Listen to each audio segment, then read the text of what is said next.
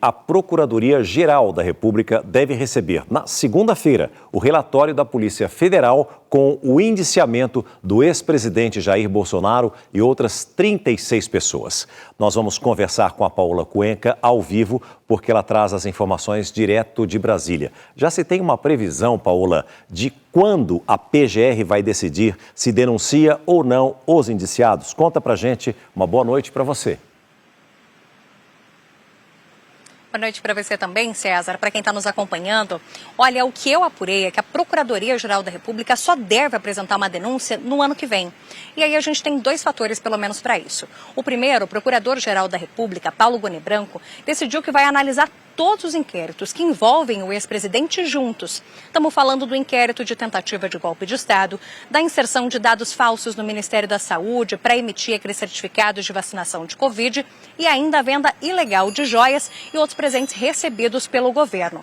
Bom, diante dessa situação, a gente tem um outro ponto. O dia 20 de dezembro é o início do recesso do Judiciário, ou seja, falta menos de um mês para esse recesso, o prazo ficaria apertado.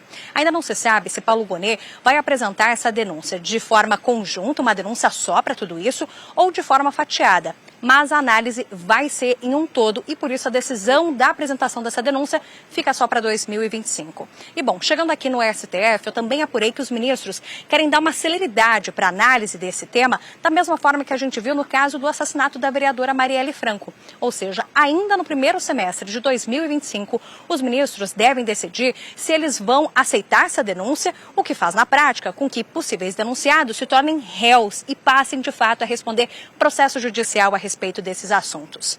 Mudando um pouquinho de assunto, vamos lembrar que ontem o ministro Alexandre de Moraes escolheu o depoimento de Mauro Cid e decidiu manter a colaboração premiada dele. Acontece que hoje o advogado de Cid deu uma entrevista bem confusa. Ele disse que o militar havia implicado Bolsonaro nesse depoimento, mas depois disse que não foi bem assim. A gente preparou uma reportagem, vocês acompanham agora. A sexta-feira foi marcada pela troca de versões do advogado do tenente-coronel Mauro Cid sobre o conhecimento de Jair Bolsonaro dos planos de golpe de Estado e de matar Lula, Alckmin e Moraes. Em entrevista ao canal Globo News, o defensor disse num primeiro momento que o cliente tinha confirmado ao STF que Bolsonaro sabia de tudo e era a pessoa que comandava essa organização. Minutos depois, recuou e alegou que o ex-presidente sabia de alguma coisa. Nesta quinta-feira, Bolsonaro e outras 36 pessoas foram indiciadas pela Polícia Federal pelos crimes de golpe de Estado, abolição violenta do Estado Democrático de Direito e organização criminosa. O grupo, formado por pessoas próximas ao ex-presidente, como os generais Braga Neto e Augusto Heleno, é suspeito de tentativa de golpe de Estado para manter Bolsonaro na presidência após a derrota para Lula nas eleições de 2022. Mesmo antes de deixar o poder, as críticas do ex-presidente ao processo eleitoral eram frequentes.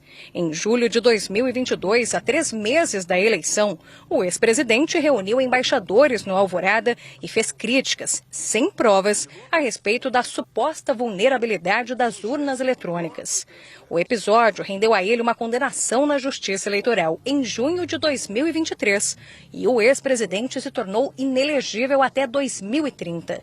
Ele foi condenado por abuso de poder político e econômico e uso indevido dos meios de comunicação.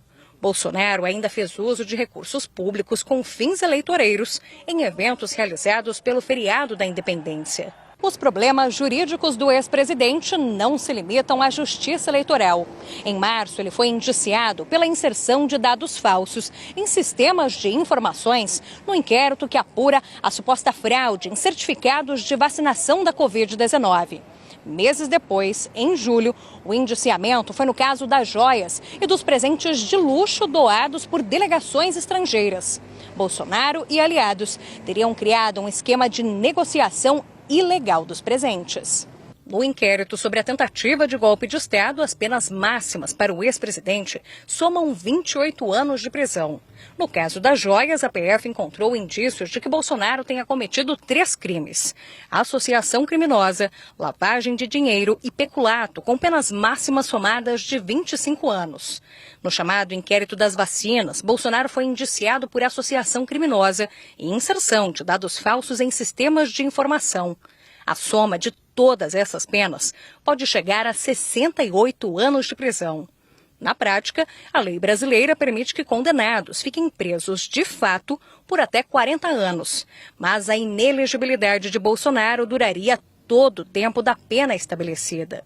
Além de Bolsonaro, 2 nomes se repetem nos 3 inquéritos. Um deles é o de Mauro Cid, ex-ajudante de ordens e delator que teria participado das discussões do golpe, organizado a falsificação de dados de vacinação e intermediado a venda de presentes oficiais recebidos pelo governo. O outro é o coronel do Exército Marcelo Câmara, que também atuava na ajudância de ordens e participou tanto do esquema de venda de joias e relógios, quanto da emissão de certificados falsos de vacina e dos planejamentos golpistas. Pelo 4º ano consecutivo, o SBT News é a marca mais confiável de jornalismo no Brasil, de acordo com o Instituto Reuters. 62% dos brasileiros consideram o SBT News e o SBT Brasil a fonte mais segura de informação. Além das reportagens da TV, com o SBT News você tem acesso a conteúdos exclusivos quando e onde quiser. SBT News. Notícias que você pode confiar.